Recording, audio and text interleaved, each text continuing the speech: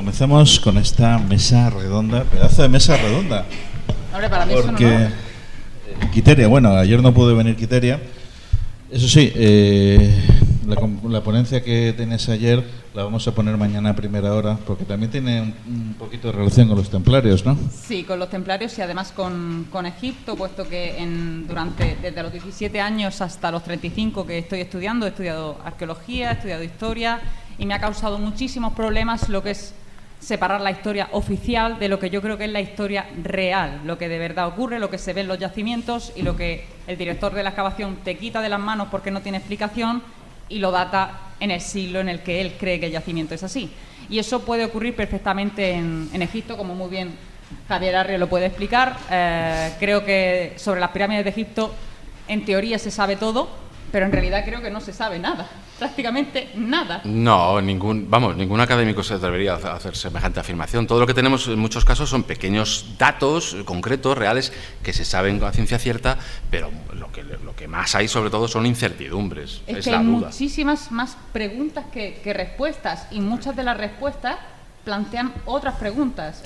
Por ejemplo, el otro día, hablando precisamente con ¿cómo es el profesor que estuvo conmigo ayer? Javier Sánchez de Moraga. Javier Sánchez de Moraga, Javier Sánchez de Moraga, que lo vamos a tener esta tarde. De que hay estudios que confirman que la esfinge de Giza tiene 4 metros de erosión por agua, ¿vale? Y sin embargo se sigue diciendo que es de la cuarta dinastía cuando eso no puede, por climatología, ser así.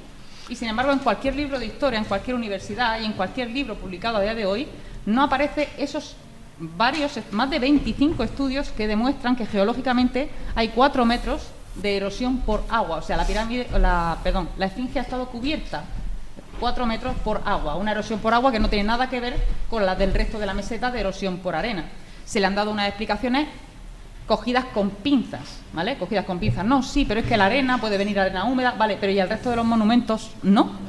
Entonces hay mucha incertidumbre ahí, sin embargo no se reconoce o no se termina de estudiar, porque si tuviéramos que cambiar la historia y retrasarla, por ejemplo decir que la pirámide ya estaba ahí cuando los egipcios llegan, o un artículo que leí que pasaste tú por Facebook precisamente, que quería que lo comentases aquí porque me pareció súper curioso, de que antes de los egipcios ya había gente viviendo ahí, cuando lo que se estudia en la universidad, y yo lo he estudiado en 2 carreras, es que los egipcios son los primeros que llegan al Valle del Nilo, y tampoco se sabe de dónde proceden, ¿vale? Si ellos son los que lo hacen todo, pero datando las pirámides o datando determinadas figuras, vemos que son anteriores, hay cosas que no concuerdan, pero habría que cambiar muchos libros y habría que cambiar muchas ideas. Bueno, hombre, en el tema de Egipto y de egiptología, el problema es una ciencia bastante reciente en realidad, en la que, bueno, pues antes quien la realizaba eran aventureros y gente que iba desde los museos a ver qué trataba, qué se llevaba. Entonces, sí, exploradores. Claro, y incluso ha habido auténticos destrozos, sí, ¿no?, en ese afán de sacar. Entonces, como disciplina rigurosa, la verdad es que no lleva tanto tiempo. La mentalidad científica en todas las áreas tarda mucho en cambiar. Lo que sí está claro es que hay mucha incertidumbre, es decir, cualquier académico debe ser consciente de eso. Las cronologías varían mucho de un autor a otro, es evidente, claro, entonces, porque no hay esa certeza. Y lo que tenemos que tener claro es que de aquí a un tiempo irán apareciendo cosas que nos vayan afinando un poco en ese conocimiento. También hay cada vez más, yo he hablado con egiptólogos y son más abiertos también a determinados cambios. Digamos que cuando uno tiene cierta edad y es un catedrático, te anquilosas un poco, es cierto. Sí. Entonces, lo que aprendiste de joven va a misa, claro, eso es así, ¿eh? Sí, veníamos en el tren juntos. Yo viajo a Egipto de entre 2-3 veces al año. Y en el último viaje, que comentaba Javier, con una arquitecto, ¿verdad? La Gran Pirámide y, bueno, aparte de la pregunta del $1.000.000, cómo ponían esas piedras, decía, bueno, esto es tema de los ingenieros. Yo como arquitecto me planteo otra cosa, que para hacer esta pirámide se necesita conocimientos, cualquier arquitecto lo sabe, de alta matemática. Es decir, primero está la matemática, luego sabemos cómo ponemos piedras. Mi punto de vista es que en Egipto falta. Egipto lamentablemente está en manos de los egiptólogos, que han hecho un buen trabajo hasta ahora. Pero yo creo que a partir de ahora necesitamos, para hablar de arquitectura, que hablen los arquitectos. Lo que tú te referías es Robert Sue, que en mi época de editor yo publiqué el libro. Y lo de hace falta un geólogo para hablar de geología. Sí. Si vamos a hablar de astronomía, nos hacen falta astrónomos. Y si hablamos de cualquier otro tema, necesitamos un ingeniero. Es que un arqueólogo no puede ir allí y averiguarlo todo. Una arqueología necesita una cantidad de disciplinas auxiliares. Exacto. Auxiliares no, necesarias. Que son igual de necesarias que la propia arqueología. Sí. Y para hablar de matemáticas, un matemático y así sucesivamente. Hasta que eso no ocurra, o estará en manos de esos egiptólogos que todo el mundo sabe quién lleva con mano de hierro, ¿no? Para que no se muevan sota caballo de rey, o de los aquellos que apuestan por fantasías que, en fin, que tampoco tienen mucho recorrido. Pero yo creo que de poco a poco están llegando los arquitectos, están llegando los ingenieros, están llegando los astrónomos, etcétera, etcétera. Yo creo que es precisamente el siguiente paso, es decir, convertirlo en algo efectivamente interdisciplinar, porque ya no solamente afecta a la historia, hay otras muchas disciplinas que están afectadas, y era el siguiente paso, que se está en ello, pero como decía, en ciencias que todo va muy lento, todo tiene que ser perfectamente medido, etcétera, pero acabará ocurriendo, es decir, los arqueólogos más jóvenes están ya más abiertos a ese tipo de contacto con otras disciplinas, es más fácil también la comunicación entre diferentes departamentos en la misma universidad, va a ser más fácil también que una expedición de arqueólogos también vaya acompañado de un compañero, pues deberían ir, por supuesto, geólogos, matemáticos, astrónomos, arquitectos, porque todos esos van a ser los que realmente puedan dar un punto de vista especializado en su materia, y unir todo eso será lo que una vez que se una, nos acerque a lo que no pueda contestar uno contestará una pregunta que otro pueda interpretar, y entre 4 o 5 personas diferentes, ¿vale? Esa sería la solución. Sin embargo, ¿por qué no se hace? Soy optimista, o sea, todavía no, pero poco a poco las mentalidades van cambiando. Y sin embargo, lo que sí se hace son esos experimentos que me los veo por todas partes, en documentales serios. Las pirámides se han construido con cometas, las pirámides se han construido con música, las pirámides se han construido con mi padre, ¿no? Las pirámides se han construido cogiendo una piedra y poniéndola una encima de otra, no hay otra forma. Y además tenemos grabados en los que se representa precisamente eso. Pues yo tengo un libro comprado para mi carrera donde pone que no hay ni una sola documentación, ni una, de un académico que yo tuve que estudiarme y escribirlo en un examen, ¿vale? Universidad de Murcia, y luego en la UNED otro examen con el mismo libro, donde tuve que poner que efectivamente no hay nada escrito de cómo las pirámides se construyeron, ni ningún instrumento que nos quede que nos pueda indicar cómo trabajaban aquello. Al menos del transporte sí. Sabemos, por ejemplo, hay un diario de un capataz que intervino en la Gran Pirámide, en la que sabemos que las piedras del revestimiento de caliza fueron transportadas por el Nilo, y bueno, pues todas las vicisitudes. Así que alguna de esas cosas sí tenemos. Tenemos también un grabado, por ejemplo, en el que se está transportando una imagen ya tallada, sedente, en la que bueno, pues se ve una cuadrilla de obreros tirando de ella, otro curiosamente echando algún tipo de líquido. Los físicos han hecho por su cuenta y riesgo, algunos hacen sus pequeños pinitos, y los físicos han hecho experimentos acerca de cómo varía la tensión superficial cuando echas determinada cantidad de agua encima de la arena. Ni puedes echar mucha ni demasiado poca, pero si das con ello, digamos, la fricción se reduce enormemente, y bueno, es que ahí está dibujado, ¿no? Ese transporte de esa estatua y unos individuos echando el típico jeroglífico de los de todas maneras agua. Quería decir, es decir, de imagen hay una, el templo de Hatshepsut, pero esta otra que tú citas es una copia de un alemán que él dice haberla encontrado en un lugar donde nunca se ha encontrado el original. Es decir, salvo en lo que aparece en el templo de Hatshepsut, en la parte izquierda, abajo, fuera de eso no hay, salvo este dibujo, pero no conocemos el original. Sí, yo lo he visto, Salvador, he visto la imagen primera, ahora mismo no recuerdo, pero lo buscaré. El original. Lo que es el dibujo original, porque claro, evidentemente el dibujo que nos muestra en el grabado es una representación demasiado bonita.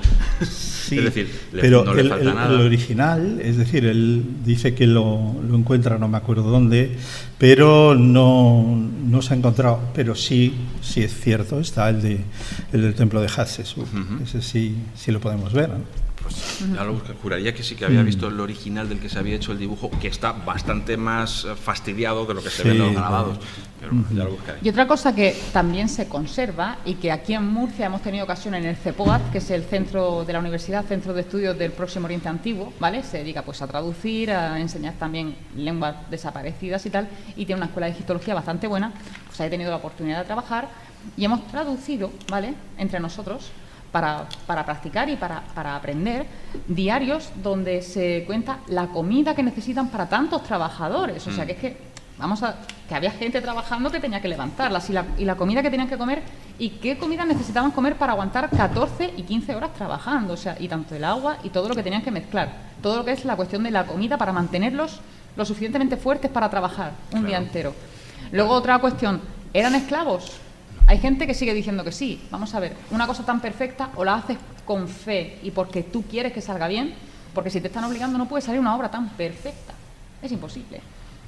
Yo siempre he pensado que un esclavo no puede hacer tan... O sea, ya es que no era un esclavo, eran miles de esclavos trabajando y realizar una cosa perfecta. Es que eso, bueno, procede de los griegos. Cuando ¿Cómo es vieron posible aquello... tanta perfección en la construcción? Vamos, incluso hemos hablado ya con expertos en el arte de la piedra. En la actualidad es prácticamente imposible realizar con tanta perfección el corte de la piedra como está hecha en las pirámides. Pues es una locura, sí. Yo creo que se está haciendo por una creencia, lo estás haciendo con todo el gusto del mundo por mucho trabajo que te esté costando. Ahora tenemos la Biblia, que es una fuente primordial, donde, claro, dice claramente que son los judíos y son los esclavos. Claro. Contra eso ya. Y los propios griegos lo decían, que estaban acostumbrados a qué, pues a una sociedad de esclavos, evidentemente, y decían, estas cosas tienen que haber sido hechas por una ingente cantidad. Sin embargo, para los griegos las pirámides eran faros. Sí, eran... ellos las consideraban faros. Ningún griego consideró jamás una pirámide un lugar de enterramiento. De hecho, para mí nunca ¿Es lo fueron. en realidad un lugar de enterramiento? Yo creo que sí. Yo creo que sí, pero claro, ahí tenemos el problema de que en algunas ojo, que algunas además son enterramientos simbólicos. Es decir, tengamos en cuenta que en Egipto todo es dual. Todo es alto, bajo, noche, día. Entonces el faraón es el faraón del alto y del bajo Egipto, con lo cual debe haber, si tiene una tumba en el Alto Nilo, debe haber otra en el Bajo Nilo, en la que no hay nada.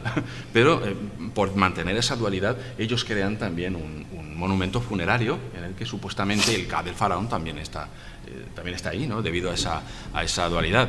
Tenemos montones de pirámides, no las de Egipto, por ejemplo, en Nubia, que hay más pirámides todavía, incluso que en Egipto, evidentemente son monumentos funerarios. Cuando aquello se democratiza, la gente de alto standing, por decirlo así, también se crea sus pequeñas pirámides y son monumentos funerarios, evidentemente. ¿Qué están haciendo? Intentan imitar a la gran mole del faraón. Luego tenemos ese problema, por ejemplo, de que en las grandes pirámides pues no aparecen los cuerpos, pero es que prácticamente todo eso ha sido saqueado, entonces no sabemos muy bien qué es lo que ha podido ocurrir allí. En muchos casos, pues el saqueo ya no nos permite encontrar realmente lo que hubiera ahí en un principio. A mí cuando visito, ¿no? Cuando hago estos viajes allí, en Giza me gusta ver siempre alguna mastaba que están muy, muy cerca, ¿no? Por ejemplo, de la Gran Pirámide hay dos, que además son visitables, das unas perras allí a los que están. Una es del hijo de Keops, ¿no? Entonces, si uno visita la Gran Pirámide o la pirámide de Kefren, lo que se da cuenta es que está exenta de cualquier tipo de decoración, de ningún tipo, de grabado, todo liso, todo limpio. En cambio, uno ve la mastaba del hijo o de la madre de Keops, profusamente decorada, con gran riqueza de colorido, ¿no? Riqueza como cualquier otra tumba, ¿no? Es muy curioso. Luego, ahora, bueno, la pirámide de Kefren lleva cerrada un tiempo, ¿no? Pero se puede visitar la de Micerinos, ¿no? Igualmente, ¿no? Aparte de que, por ejemplo, la pirámide de Kefren, bueno, ese pasillo tan tremendamente estrecho, es imposible que por allí cupiera ningún tipo de tesoro, al menos grande, ¿no? Pues en piezas pequeñitas, igual sí. Esto, claro, genera un conflicto enorme, ¿no? En tanto que con monumentos funerarios, como bien sabemos, toda la decoración lleva implícita el hecho de que facilitaba, ¿no? el viaje al más allá del difunto, ¿no? O los textos de las pirámides en Saqqara, ¿no? Por eso a mí me parece siempre interesante, cuando uno va a Giza, ¿no?, visitar estas mastabas, ¿no?, que son de la cuarta dinastía, una de la madre de Keops, otra del hijo, ¿no? ¿Por qué? Porque rompe ese discurso, ¿no?, que tú a simple vista ves que hay algo ahí, que digamos que al menos no está bien hilado, ¿no? Hombre, lo que está claro es que son objetos sagrados, es decir, no son meras tumbas o contenedores de huesos, por decirlo así. Yo, incluso poniendo una analogía, por ejemplo, en la cultura germánica, los túmulos funerarios, los túmulos en los que se entierra la gente, se acaban convirtiendo también en lugares de culto. Es decir, la gente va allí porque precisamente, en algunos casos, el personaje que está enterrado allí de alguna manera hace de nexo, ¿no? Es decir, el propio túmulo en sí también tiene una función no solamente funeraria, sino ritual. Yo creo que en el caso de las pirámides podría tratarse también del mismo modo, es decir, no son meras tumbas, tampoco meramente máquinas de resurrección, ¿no?, que con esa alegoría tan bonita que definía Christian Jack, sino que precisamente eran eso, objetos sagrados. Al fin y al cabo lo que hacen es imitar esa colina sagrada y posiblemente pues tendrían también más funcionalidades, ¿por qué no? Sí, la piedra Ben-Ben, la famosa piedra Ben-Ben. José Alonso está muy callado. No, la verdad es que cuéntanos. A mí me estás gratamente sorprendiendo de cómo se está llevando la charla o la tertulia, pero Quiteria ha dejado una especie, como una autovía abierta, la ha preparado muy bien, pero me gustaría que os mojarais en el sentido, tanto Sebastián como Javier, bueno, y tú, es decir, efectivamente, hay cosas que no concuerdan con el tema científico o con la historiografía, bueno, es lo que han dicho los historiadores, tal. ¿Qué os llama más la atención? Yo os puedo decir algo, cosas de medicina antigua, que a mí me llaman mucho la atención, que he puesto que son prácticamente muy parecidas a cosas del siglo XX y del siglo XXI, y que son cosas... Lo del hígado de buey, por ejemplo, un artículo que mencioné, porque es que era increíble. Efectivamente, claro, claro, cómo se curaban las lesiones en el ojo, cómo se curaban algunas lesiones que todavía se siguen utilizando, y mucha farmacología. Eso es lo que es mi terreno. Pero a mí me gustaría que de alguna manera describierais, ¿no?, efectivamente, lo que has dicho tú, el dato ese de cómo unas piedras que tienen 8.000 años han servido para un supuesto, debería ser de 3.000 años, por así decirlo, ¿no? Unas pirámides que tienen 3.000 años, pues ahora serían 5.000, están hechas con piedras de hace 8.000 años. Sí. Entonces a mí me gustaría saber cuál es vuestra visión de eruditos, porque se nota eruditos, de que hay cosas que están tapadas por la historiografía, por la ciencia heterodoxa, por así decirlo. A ver, voy a empezar yo, sí. Y seguramente lo que diga será un disparate, y todos podéis decirme cállate y yo me callo, ¿vale? Va a ser un tema abierto. Pero yo siempre he pensado, después de todo lo leído, pero por desgracia no he estado en Egipto, tengo que reconocerlo, virtualmente he estado 1000 veces, porque Internet, gracias a Dios, tiene cosas malas, pero no se acerca a muchos sitios, pero he leído tantas veces que la pirámide de Keops, en realidad no la hizo Keops, porque solo hay una inscripción y encima es posterior, que, o sea, esa pirámide, cuando los egipcios llegan allí, que es la fecha que sí tenemos, los egipcios llegan allí en una fecha correcta, esa pirámide ya está correcta, concreta, perdón. Esa pirámide ya está allí. Quizá las otras dos también, porque no sé, la de Kefren creo que tampoco lleva inscripción, la de Micerino no sé ahora mismo si la lleva. No tiene, ninguna de las tres tiene inscripción. Ni tampoco la de Nefro, ni tampoco la pirámide roja, ni el templo de la Esfinge, ni el Oseiron. Muy bien, puedo entender que las piedras sean anteriores, pues porque se han sacado de un sitio, ¿vale?, donde la piedra se ha formado anterior.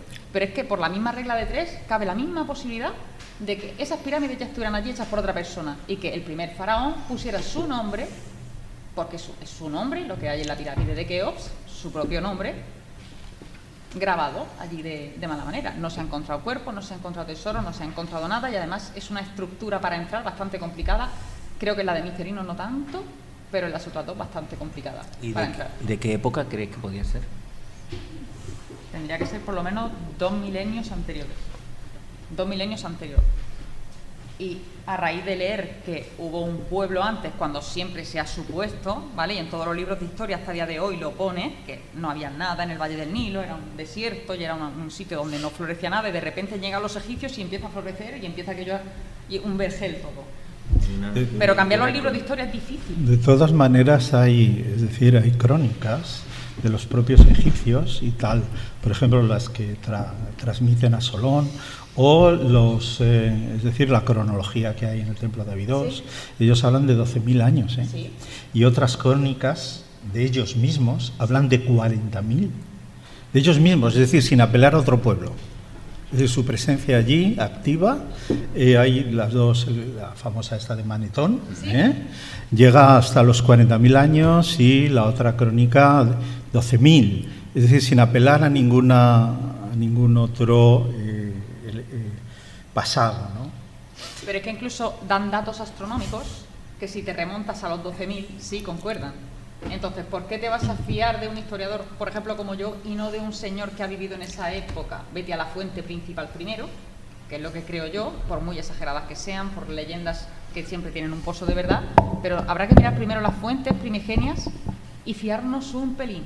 Pueden exagerar o no, pero si ellos mismos ya llevaban 12.000 años allí, según sus propias palabras, vale que a lo mejor llevasen menos, pero a lo mejor llevaban hasta razón. El problema es que en todas las culturas generalmente intentan retrotraerse a tiempos míticos, darse bomba, claro. Y el faraón intenta digamos, a tener raíces divinas. Ese es el tema de siempre, ¿no? Como los merovingios, por ejemplo, retrotrayéndose a un ser mítico de las aguas que dio lugar al primer rey. Claro. Y los reyes católicos. Si no, sí, lo que pasa es que estamos aquí en un mar de dudas, todo hay que verlo. Yo creo que en realidad lo que hay que hacer es, tenemos tan poco en realidad, tanto todavía por descubrir, que lo que hay que hacer es como hacen como en las películas los detectives, pues ir poniendo lo poco que tenemos sin no tenemos ninguna hipótesis sólida, no podemos afirmar nada absolutamente. Es que yo creo que más de 2/3 de lo que hay en Egipto está todavía debajo de la arena. No, 2/3 no. Se calcula que lo que está ahora mismo visible es el 20%. Claro. Y además la dificultad que hay en Egipto para excavar. Una dificultad bastante grande. Prácticamente hay que pagar un dineral para llevar a gente. Es que el Cairo, que es una enormidad, que es casi un país flotante de casas, está prácticamente... Pero tampoco está protegido porque no hay gente que pueda proteger a aquellos. Por ejemplo, las niñas de Nazca se están perdiendo porque no hay gente bastante que pueda proteger a aquellos, y el Cairo está igual. Claro, es que aquello es de una riqueza absoluta. Yo me imagino que poco a poco, la verdad es que rara es la semana que no nos sorprende con algún descubrimiento allí. El famoso queso, por ejemplo. El queso, por ejemplo, sí, efectivamente. El queso más antiguo del mundo. Debe estar un poco rancio ya, la típica broma, ¿no?, que hemos hecho en Internet con el tema. Y sí, claro, sorprendentemente van apareciendo cosas en cualquier momento dado, porque estos son, digamos, hallazgos pequeños. Nos va a sorprender con algún hallazgo importante que nos dé claves sobre las cosas. Yo te digo, en mi propia experiencia, lo que decías antes de mojarnos, se lo comentaba Sebastián ayer. En un viaje coincidí con un ingeniero, un geólogo y yo, que soy físico. Los tres estábamos con la boca abierta así, literalmente, mirando para acá, mirando para allá, viendo, yo calculando volúmenes y masas, el otro calculando qué tipo de herramientas se necesita para hacer esto, pero si esta piedra es durísima, el geólogo, y mirándonos los tres y diciendo, madre mía del amor hermoso, ¿no? ¿Qué cosa es esta delante de la que estamos? Lo que es evidente es que desconocemos mucho de ello. Probablemente, yo no, se lo comentaba también ayer a Sebastián, no descarto la posibilidad de que haya alguna tecnología, pero racional, nada de música ni de vibraciones. He leído cosas desde el punto de vista de un físico absolutamente locas, o sea, piedras gravitando con ondas, no, imposible. Probablemente hubo una tecnología racional, perfectamente, que si la encontráramos seríamos capaces de imitarlo, que en algún momento dado se perdió. Posiblemente en algún momento dado encontremos el porqué. Hay una cosa que a mí siempre me ha llamado mucho la atención, Sebastián.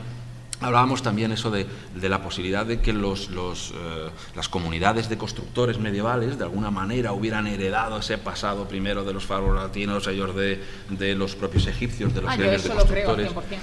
Claro. Pero es que creo que los propios egipcios heredaron de alguien anterior. Claro, pero humanos. fíjate, sí. No vinieron de ovnis aquí a ponernos, no, humanos, ¿vale?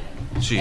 Una tecnología que después o se olvidó o dejó de tener utilidad, ¿vale? Es que además, pero no llegó a olvidarse del todo, claro, cuando se puede construir una ellos le dieron un nombre, el nombre de la piedra viva. Es pero decir, fijaros la piedra viva. Es decir, sí, ellos consideraban que eran capaces de vivificar la piedra. Claro, de sacar lo que había dentro. Eso es, a través de unos determinados jeroglíficos.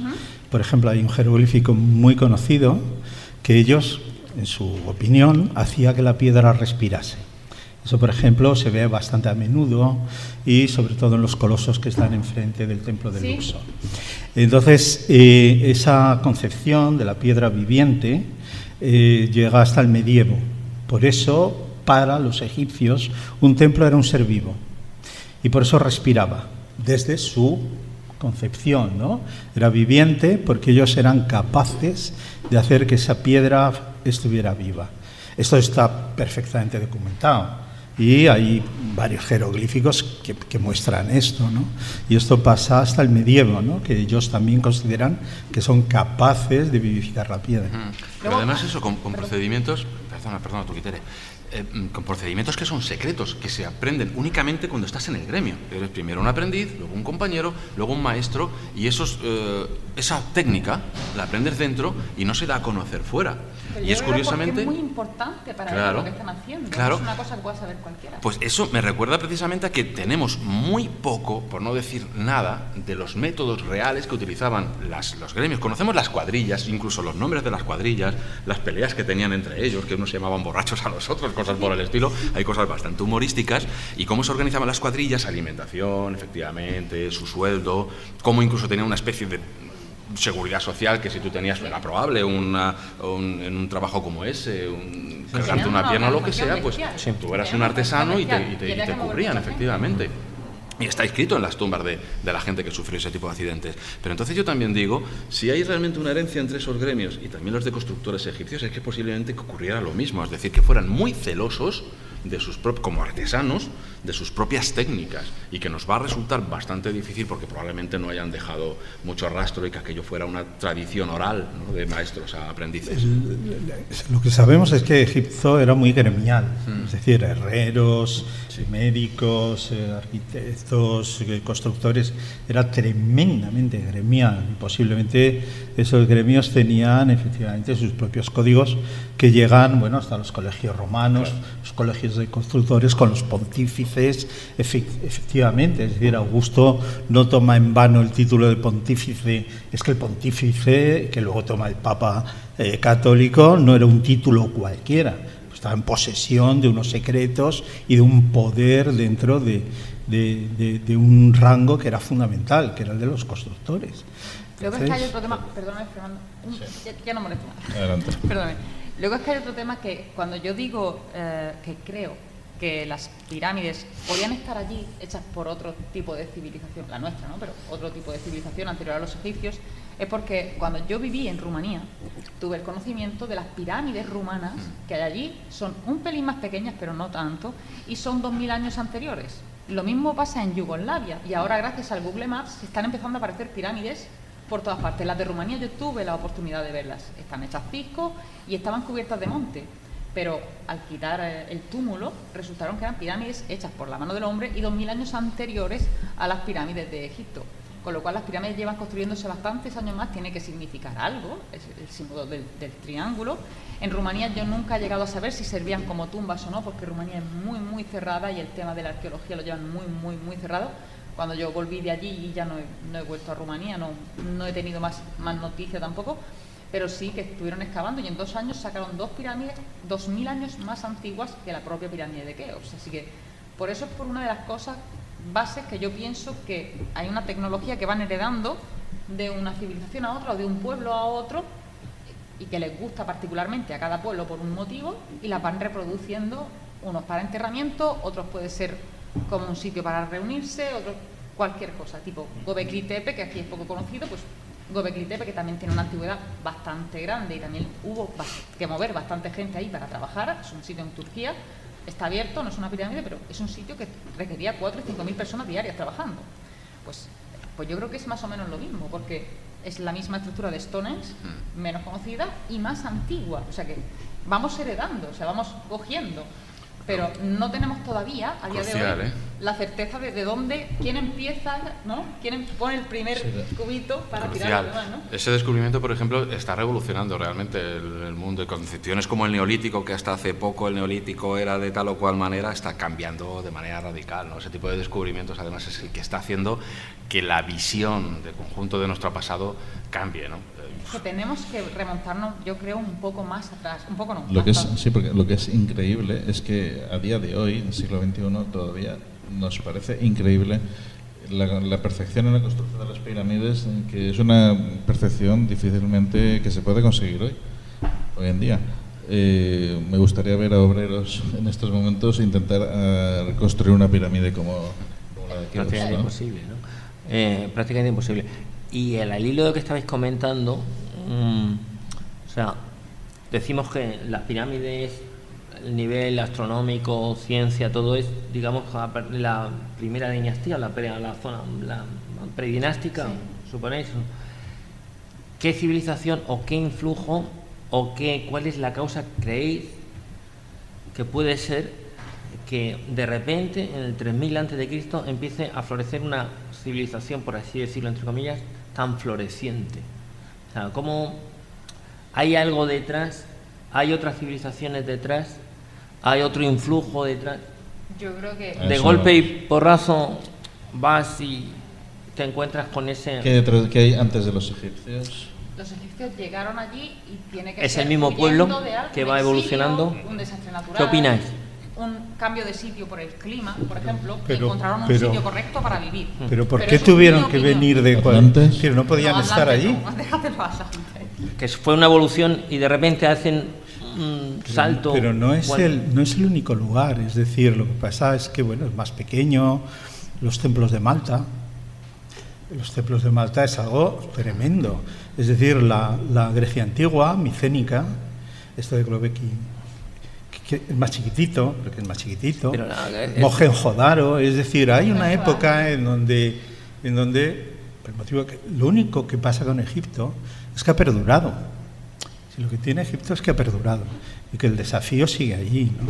Pero a mí me parece que ese crédito, ¿no? Que no son el único pueblo, ¿no? Que habla de una antigüedad de la antigüedad, pero ya lo hacían los etruscos también. ¿Sí? Es decir, como una antigüedad, algo, ¿no? Pero no solo de un pueblo, sino de otros muchísimos pueblos. Una antigüedad de la cual no desconocemos mucho, porque posiblemente los registros desaparecen, salvo, pero bueno, quien vaya a Malta y ve aquello, y bueno, esto es irracional, como las pirámides, ¿no? Pero yo no creo que tuvieran que venir de otro lado. Creo que China, hay una China antes de la China, hay una, igual que la India, ¿no? Es decir, esa India, que incluso lo tenemos en los textos, es decir, los textos védicos. Los textos védicos hablan de una India, el Mahabharata, todo esto. Entonces no me parece que Egipto sea una excepción, sino que Egipto lo que ocurre es que por la geografía, clima, por lo que tú quieras, o precisamente por la propia concepción estatal, lo conservan. Y los que vienen después tratan de conservarlos. Los griegos lo conservan, los romanos lo conservan como un patrimonio, y las vicisitudes que hay en otros pueblos no las pasan aquí. Pero a mí me parece que no es Egipto en este sentido una excepción. La más potente sí, la más visual sí, pero yo creo que cuando hablamos de estas culturas en las que de repente hay una especie de florecimiento de material, es decir, pues ves edificaciones impresionantes, cosas que requieren evidentemente de organizar a mucha gente y de mover muchos recursos, proceden de que de repente surge alguna institución en la que hay en la cúspide un líder que es capaz de organizar todo un país enorme, bastante más de lo que parece, y poner en marcha todos esos recursos. Cuando eso ocurre es cuando se pueden generar ese tipo de estructuras. Antes del Egipto dinástico, por decirlo así, lo que había era un montón de pequeñas, pues un poco parecido a lo que ocurría en Grecia con las ciudades-estado, es decir, ciudades que tenían sus propios dioses, sus propios cementerios, ya se registran, es decir, las mismas cosas que ves en el Egipto dinástico, la misma religión está ya presente, ya tienes tus representaciones de halcones solares, momificación, que incluso ha sido retrotraída antes. Hay una famosa momia de la cultura de Nakada III, que antes se pensaba que era una momificación natural, Y es decir, que el propio desierto había hecho su trabajo y al estar enterrado justo con la arena había desecado los humores claro, líquidos del cuerpo. Pues no, ahora resulta que se han encontrado en un estudio más detallado, se han encontrado restos de bálsamos, etcétera. Es decir, que se promovió la momificación artificial efectivamente del cuerpo, con lo cual ya tenemos que retrotraerlo hasta Nakada 3. Son culturas de las cuales conocemos menos de lo que querríamos, por supuesto, pero que más o menos están claras. Nakada 1 sigue Nakada 2, sigue Nakada 3. Son culturas que están ceñidas a ciudades que van prosperando, van haciéndose con territorios alternos. En el delta del Nilo está ocurriendo lo propio. El Nilo, Egipto, es un país que no olvidemos, está vertebrado por ese medio de vida y también medio de comunicación que es el Nilo, con lo cual el comercio sería absoluto. Es una franja estrechísima, alrededor de la cual desde el Paleolítico, poco a poco, las comunidades que había cuando aquello era más verde, se han ido concentrando, yéndose hacia allí, y quedaron esos restos culturales que luego fueron prosperando, comunicándose entre sí y dándose cierta uniformidad. Y es curioso, además, como en cada ciudad tenemos un dios diferente, evidentemente, lo cual nos habla también de que con todo, cada ciudad tiene su propia idiosincrasia y su propia identidad cultural, pero claro, las ideas van viajando y al final se crea una especie de cultura homogénea en muchos aspectos, la contemplación de la vida en el más allá, aspectos religiosos, aunque cada uno tiene su propio Dios creador, etcétera, que luego los teólogos de cada ciudad conseguirán hacer ahí unos cambalaches curiosos para que todo encaje bien. Y, bueno, pues en un momento dado, algún rey del sur, el rey Escorpión y demás, acaban convirtiéndose en líderes de una unificación y al final, pues eso, esas dos mezclas de culturas que conforman el delta y esas otras mezclas de culturas que están más al sur acaban siendo unificadas en una sola persona que con poco tiempo después se convierte en un ser con tanto poder divino, caracterizado como divino por su población, que es capaz de mover todos los recursos del país y a toda la gente del país que está trabajando por un lado, trabajando la tierra, como quien dice, y al mismo tiempo es capaz luego de ponerlos a trabajar en esos monumentos funerarios increíbles, ¿no? Como hizo Keops, que aquello es colosal. Incluso los egiptólogos dicen que fue tal el movimiento de recursos que eso es lo que realmente acabó pues prácticamente siendo el principio del fin de la dinastía. Es decir, aquello fue tremendo. La movilización de recursos acabó agotando al Estado. De todas maneras, simplemente cualquiera de ustedes que está aquí puede hacer una sencilla cuenta. Se dice que Keops estuvo gobernando 23 años. En cualquier manual viene el número de toneladas y de millones de bloques de piedra que hay en la Gran Pirámide. Solo se trata de coger 23 años, pasarlo a días, ¿no? Y poner en cada día el volumen de piedras que tenían que mover, trabajando 24 horas al día. La cuenta ya se la digo yo, tenían que poner una piedra perfectamente colocada cada 14 minutos. Piedras que pesan toneladas. Entonces, por eso el hombre hoy en día ¿la pirámide podía estar antes? No, yo es que creo que habría que plantearlo desde otro lado. Si a día de hoy eso es imposible de hacer. ¿Desde otro lado? A día de hoy eso es imposible de hacer. No, pero las matemáticas... Es imposible. Tendemos a pensar que en el pasado la gente era... Una piedra de esas dimensiones, con esta perfección. Si a día de hoy no tuviésemos los medios que tenemos hoy y tuviésemos que hacerlo, el ser humano es capaz de hacerlo. Sí, con grúas más gigantescas. Eso es así. Pero en 14 minutos. Hoy y no tuviésemos los medios que tenemos hoy, tuviésemos los suyos, los haríamos exactamente ¿En 14 minutos? Igual. Pues sí. Si ellos lo hicieron en 14 minutos, nosotros lo haríamos en 14 minutos. Y la última, es decir, la base sobre la cual se dice que la pirámide la construyó Keops es Heródoto. El libro, Heródoto, el libro sexto, ¿no? Solo pido que lo lean. Simplemente leerlo, lo que dice Heródoto.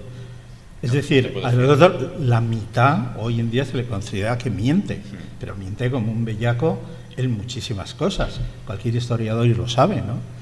Sí, y bueno, pues simplemente leer la parte donde Heródoto dice lo de Keops. Cualquier persona simplemente con un... ¿no? Que lo lea, que vaya al texto original que está traducido, está por cualquier lado, y que lea qué es lo que dice Heródoto sobre Keops. Y con lo cual entonces las preguntas empiezan a crecer. Un asunto que me fascina muchísimo es sobre sus constructores. Decían que eran los Samsung-Hor. Bueno, es una figura que la verdad es que me fascina, siempre me ha fascinado. Que gobernaron durante 2.400 siglos. Bueno, un disparate. Los en su uso. 26.000. Sí, o 26.000 años. ¿Y quiénes eran estas personas? Una leyenda, supongo. Pero con un pozo de verdad como todas las leyendas. Realmente un Samsung-Hor es una leyenda. ¿Podéis explicar un poco qué era eso o qué? Javier. Pues a ver, eran algo así como los hijos de Horus, toda una dinastía de seres semidivinos que habrían gobernado antes que los propios faraones humanos. Yo creo que se explica desde el punto de vista de la concepción metafísica y espiritual de los propios egipcios. Es decir, ellos retrotraen la creación, primero a ese Nun, del cual salen los dioses. El primer dios que sale es el dios Ra, que con el tiempo, cuando ha creado su creación, se retira de su creación, entonces está ahí en su cielo empíreo como un dios ocioso. Los dioses que van naciendo después son abstractos, son Su, el aire, la humedad. Los que vienen después son más humanos, son esos grupos de dioses que todos conocemos bien, como Aset, Isis. Hasta que llega el faraón, el ser humano. Claro, Horus, Set, esas luchas, esos mitos entre ellos, ya son dioses muy humanos. Por eso tuvieron esa popularidad entre los propios egipcios, se parecían a sus propias pasiones, a las propias cosas que les pasaban a ellos. En realidad la mitología griega, lo que pasa es que la griega es mucho más light. Sí. Hay relación, ¿no?, entre los Samsung-Hor, los atlantes y los griegos. Es que no se sabe. Yo no lo descarto. Yo es que lo de la Atlántida es que igual, es decir, si uno lee el Critias, es decir, no hay otro texto, nada más que ese trocito del Timeo del Critias. Y solo quiero recordar en lo que dice el Critias. Primero, no le dan a los atlantes ningún valor. Al contrario, es un pueblo conquistador, que se merece haberse hundido en las aguas por dominadores, por guerreros y tal. No se les atribuye en el Critias ninguna cualidad especial, ninguna. Y en el pasado, cuando se queda descrito, en realidad, bueno, es un pueblo, pues, como podían ser los atenienses, sin ningún valor añadido. Sin ninguno. Es decir, lo que hay que saber es de dónde nacen los mitos modernos, de dónde nace el mito moderno de que la Atlántida tiene algo que ver con la... No, el Critias está ahí, se puede leer. Y desde luego ni Solón, ni desde luego Platón, ni cualquiera de ellos le dan ningún valor a los atlantes, salvo ser un pueblo de conquistadores y más o menos brutos. Yo siempre creí que ni tan siquiera existieron. Eso es lo que pone el Critias. Es una enseñanza que Platón quiere dar. La soberbia lleva un castigo. Yo siempre he pensado eso. Pero lo que pone en el Tímeo, pero lo que se anuncia en el Tímeo, es decir, y además es que, bueno, por una razón que ahora mismo no viene al caso, es que lo acabo de leer hace 15 días, ¿no? Y claro, es que me parece que lo de la Atlántida, a partir de la historia clásica, es insostenible, porque todo esto de darle valores esotéricos a esto parte del siglo XIX y ya sabemos de dónde parte, y la fuente es espúrea. El problema real es que haya ahora mismo 16 personas en España pidiéndole dinero al gobierno para tirar Doñana abajo porque la Atlántida está debajo, Eso sí es un problema. Y son 16 personas con su equipo que han ido a Doñana y dicen que está ahí. Otra cosa es el mito de Tartesos. No están buscando Tartesos. Tartesos no sé ubicarlo, pero supongo que estará ahí. Pero dicen que la Atlántida está debajo. Eso sí es un problema. Bueno, pues nos quedan apenas 5 minutos para las 2 de la tarde. Últimas impresiones y preguntas, si quieren alguien preguntar del público. Últimas impresiones, primero de José Alonso. Bueno, pero a mí ¿de la tertulia o de esta tertulia? De esta tertulia, pues... Y de Egipto en general. Vale. En fin. Me queda un poco sabor agridulce, digamos en el buen sentido. Dulce por el tema de que habéis dicho, los que de alguna manera son más eruditos, de que hay muchas cosas por descubrir, que hay muchas cosas para entender o para reescribir la historia. Más agrio porque no es que no os hayáis mojado, sino que decís que no tenéis elementos suficientes como... No. Y no para animar. A mí me gustaría hacerle una pregunta muy concreta a Javier, que es el tema de la magia en Egipto. ¿Hay alguna certificación de que de alguna manera pudiera hacer algo de efecto o tuviera alguna trascendencia en el tema de la curación. ¿Hay casos de curación, por ejemplo, más o menos contrastada, o tú crees que es parte simplemente del efecto placebo o el efecto psicológico? Pues te contesto muy rápidamente para no quitarle tiempo a... los procedimientos mágicos y la medicina es que iban juntos. Entonces se utilizaba el conjuro por un lado mientras se estaba dando un tratamiento médico efectivo, con lo cual, claro, no tenemos... Hay algunos textos que nos hablan de lo que podrían ser milagros, es decir, incubatio, proceso de incubatio en el que el Dios viene y te dice qué tienes que hacer para curarte y cosas por el estilo, pero claro, es un texto que aparece ahí que puede ser interpretado, como bien dices, como un efecto placebo, sugestión, etcétera. Por supuesto, no hay ninguna prueba fehaciente de que eso haya ocurrido así. Lo que está claro es que creían absolutamente en ello y que el médico, aparte de aplicar que sabía que funcionaba metódicamente, y además eran buenos analistas y observaban muy bien, utilizaban su procedimiento mágico. Sí, muchas gracias. Bueno, pues tenemos preguntas de... Vamos a acercar el micrófono. Un momentito, por favor. Voy yo para ayudarla.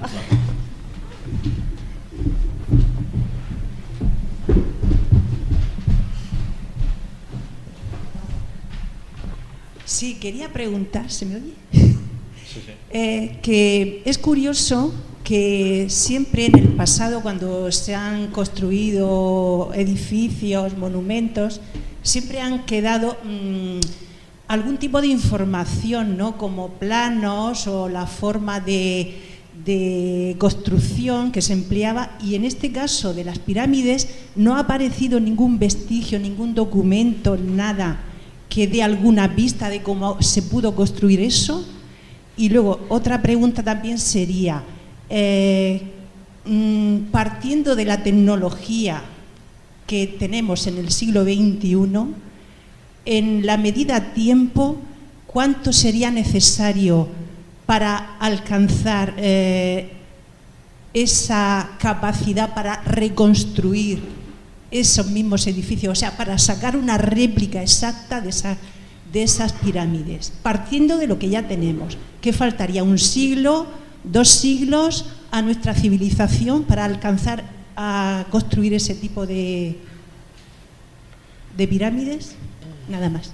A ver, yo los datos concretos como físico no sabré decirte cuánto tiempo. Creo que sí se puede hacer. Lo que pasa es que la cantidad de recursos que habría que movilizar es tremenda y que no hay nadie dispuesto a hacer una pirámide ahora, a no ser que me temo que es... Claro, pero la Luna conlleva avances tecnológicos, etcétera, mientras que hacer una pirámide, si no da dinero, me parece a mí que va a haber pocas, harían falta corporaciones con mucho dinero para realizarlas, para llevarlas a cabo. Creo que ese es el problema. No sabría decirte cuánto se tardaría, ni mucho menos. Yo creo que ahora mismo sí hay tecnología como para reproducirlas. No sabría decirte cuánto tiempo. Pero que el problema es ese, que sería una obra tan monumental que llevaría mucho dinero. No sé si algún día habrá algún mecenas que compre un terreno y diga, pues yo pago lo que sea.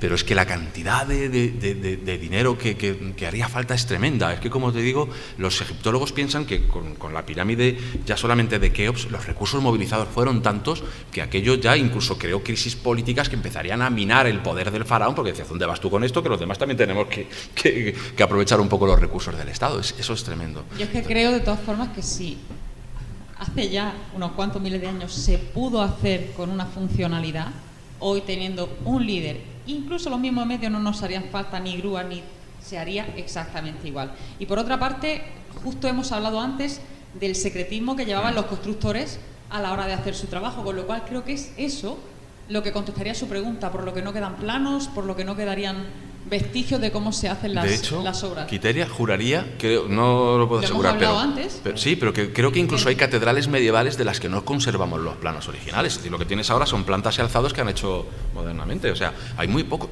No sé si es en Chartres o en Colonia o en alguna de ellas hay un plano de la catedral impreso en alguna de las piedras. En Colonia, ¿verdad?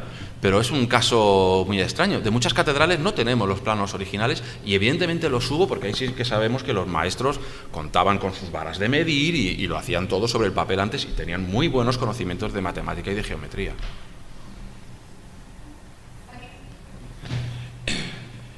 Muchas gracias a la mesa. Javier Sánchez Moraga, muy buenas.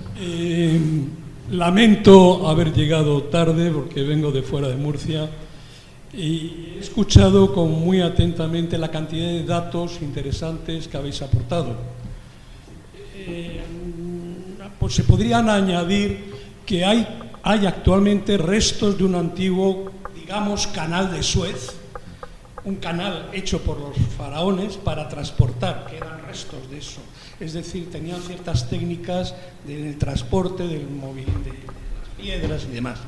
Y hay otros datos, como por ejemplo, cosa que hacían los dictadores de hoy día, borraban el nombre de un faraón para poner el suyo, con lo cual a veces es difícil de decir esto lo hizo Keops o tal, porque lo picaban y ponían el suyo. Pero yo lo que querría plantear es algo que no he oído, es que estos grandes monumentos en realidad no son tumbas, son símbolos de poder, principalmente símbolos del poder, que se aprovechaban para además el faraón, que es el Farra, Ra, era el sol, era el jefe, era el mandamás, ahí se metía. Un ejemplo muy moderno en España tenemos el Valle de los Caídos. ¿Qué es el Valle de los Caídos? ¿Es una tumba? No, es un símbolo. Y ese símbolo se aprovecha como tumba y más cosas. Yo creo que eso es lo que hizo que durante siglos, aunque cambiaran los grupos familiares, las generaciones que eran las distintas dinastías, no obstante, como esos monumentos representaban el poder que heredaban de unos a otros, por eso se mantenían y no se eliminaban, aunque también es cierto que toda la cubierta de la gran pirámide de Keops ha desaparecido, salvo la punta, porque no llegaron. Los hipogeos, por ejemplo, sí son más bien tumbas, porque son lugares, cuevas, ocultos y tal, y hay toda una tradición, probablemente desde el Paleolítico, la cueva como utilización, el útero materno de la tierra para penetrar en ella y enterrarse. Pero en realidad las pirámides o las mastabas, en cierta forma, son montañas artificiales. La montaña es lo contrario de la cueva. La cueva es el vientre materno de la madre. La montaña es un símbolo masculino, es un sol, es un símbolo masculino al cual el poder que se va masculinizando y va dejando atrás la influencia femenina se convierte en lo que hoy día han sido, ¿no? Creo que tal vez la mesa podría seguramente entrar en datos más profundos acerca de esto como símbolo de poder, la pirámide. Sí, ¿no? yo estoy completamente Muchísimas de acuerdo. gracias por las atenciones y los datos que han dado. Sí, hay la dualidad. Yo estoy de acuerdo contigo. Sí. Incluso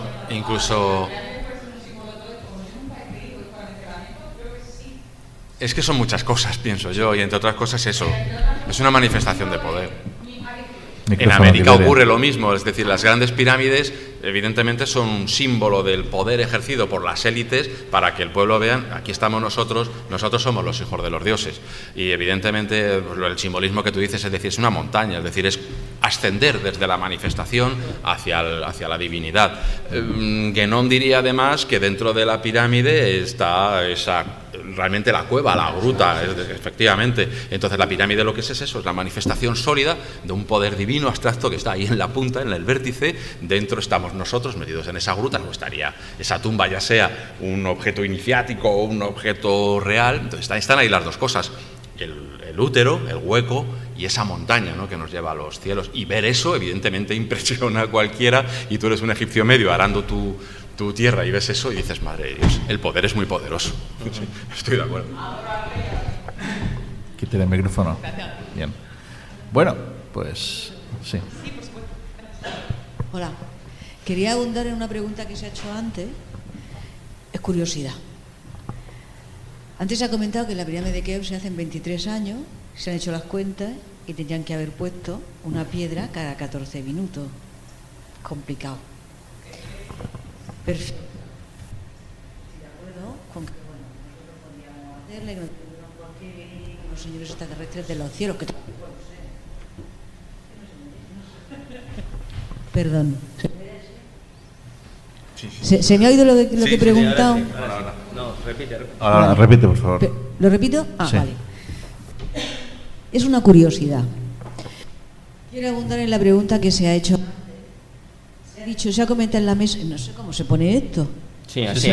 Vale. No, así. Antes se ha comentado que para hacer la pirámide de Keops trataron... Pues puede ser que falle la pila. Que se han hecho los cálculos. Que para que pudiera ser en 23 años. Sí. Tendría que ponerse una piedra cada 14 minutos en perfecto estado. ¿Correcto? Bien. Cada 14 minutos en perfecto estado, sí. En perfecto estado. Yo creo que nosotros podríamos volver a hacer esa pirámide, pero no se haría por falta de interés económico, y estoy de acuerdo con eso. Pero mi curiosidad es, ¿se han hecho los cálculos para saber cuánto tiempo realmente tardarían? Los volúmenes, la ingeniería, la física, ¿cuánto tiempo se tardaría? También estoy de acuerdo en que, y ya paso, en que, como usted decía, sí que sabemos de los egipcios porque a lo largo de la historia, por un motivo, han permanecido ahí. Pero antes estaban los sumerios, o podían estar los babilonios, o podían estar los etruscos, o podían estar tropecientos, que no permanecieron, pero sí tenemos indicios de que tenían grandes construcciones y tecnológicamente muy avanzadas. Pero bueno, mi pregunta curiosa es, ¿cuánto tiempo tardarían la pirámide de Keops? Yo lo que he dicho antes, no el tiempo, sino el tiempo que los egiptólogos afirman que reina Keops. Ellos dicen que Keops reina 23 años. La cuenta, un arquitecto la hizo como que desde el primer día que toma el poder decide hacer la pirámide, sin contar el tiempo de hacer los planos, allanar el terreno, etcétera, etcétera. Lo que hizo es coger la masa de toneladas que hay allí y dividirlo por 23 años y le salió esa cuenta. No sabemos cuánto se tardó la pirámide porque yo es que no creo que, personalmente, yo no creo que Keops... Micrófono.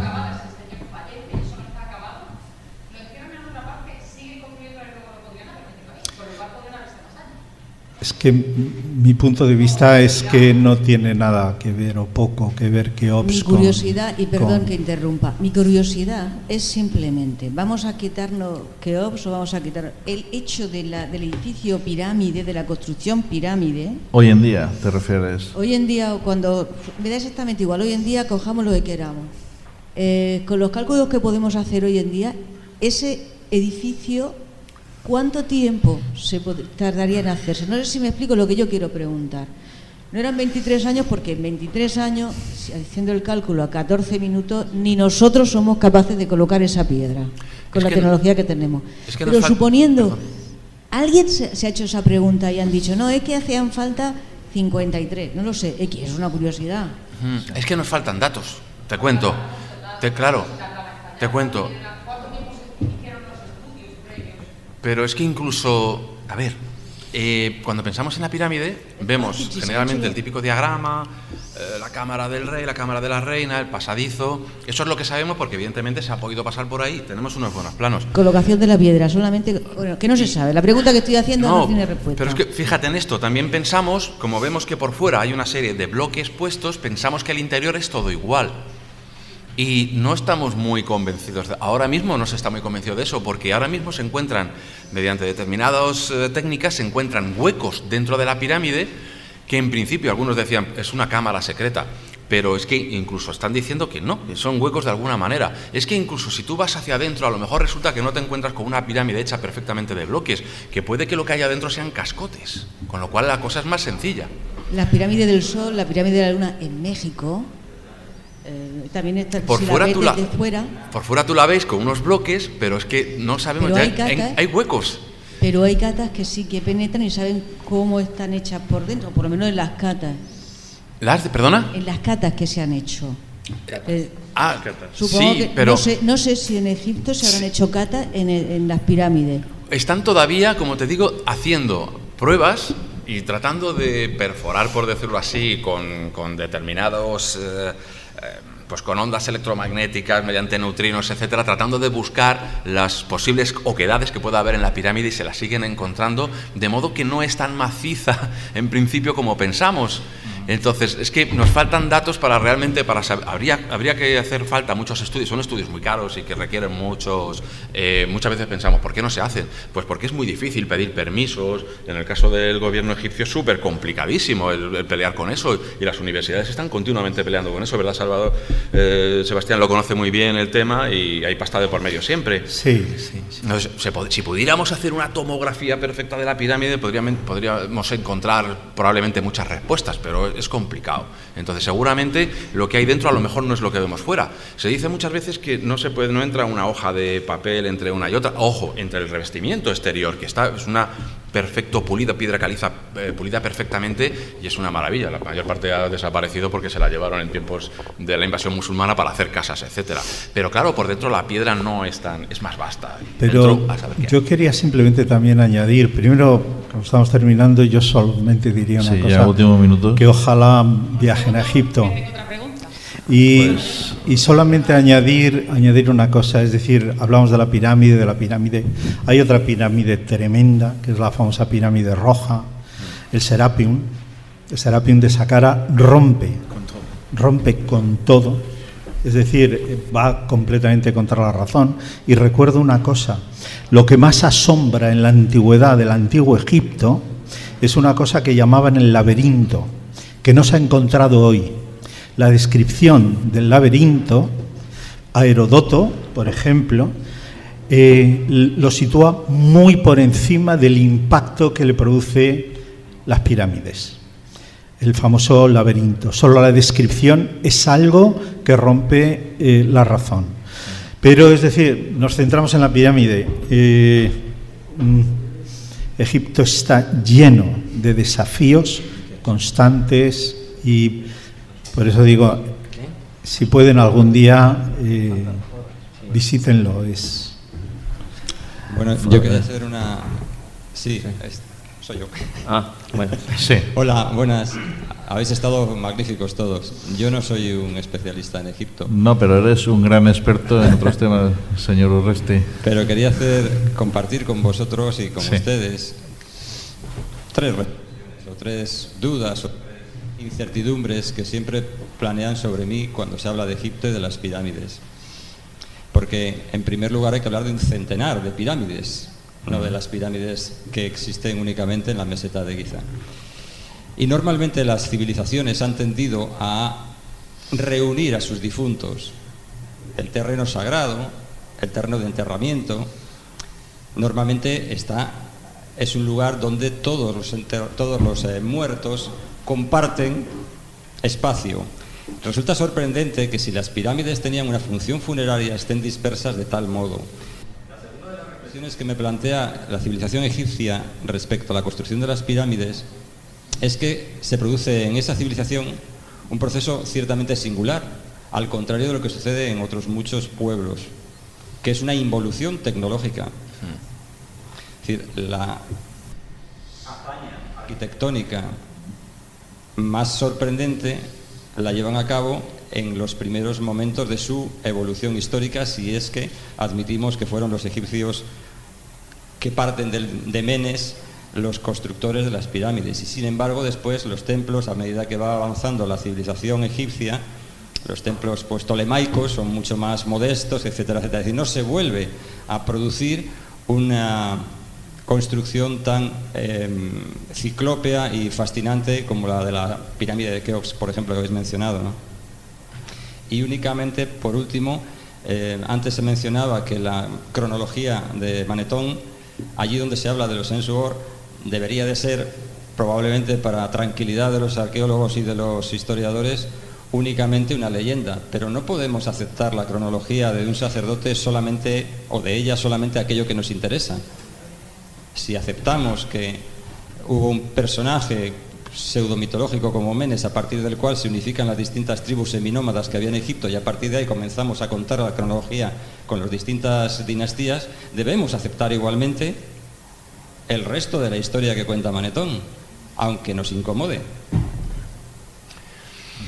Como siempre, es que los textos escritos y antiguos, de historiadores antiguos, que no seguían el método riguroso que siguen los historiadores actuales, es que hay que tomarlo con claro, pinza. Sí, no te lo puedes creer. Evidentemente, porque no se tiene una explicación convencional. Claro. Pero es que resulta que a lo mejor el modo de enfrentarse a una civilización tan sorprendente y enigmática es justamente esa, la de no mirarlo de una manera convencional. Yo por eso siempre prefiero no quedarme con ninguna idea preconcebida, mirar lo que tengo y tratar de no interpretarlo hasta que tenga más, porque es que es lo que tú dices, no hay forma de saber qué es mítico, qué no lo es. Claro, es terrible. Para un sacerdote egipcio era perfectamente factible utilizar elementos míticos y mezclarlos con la historia oficial. Los historiadores clásicos pues hacían lo mismo. Yo estaría de acuerdo contigo siempre que los historiadores clásicos tampoco admitirán la parte que sí les interesa admitir.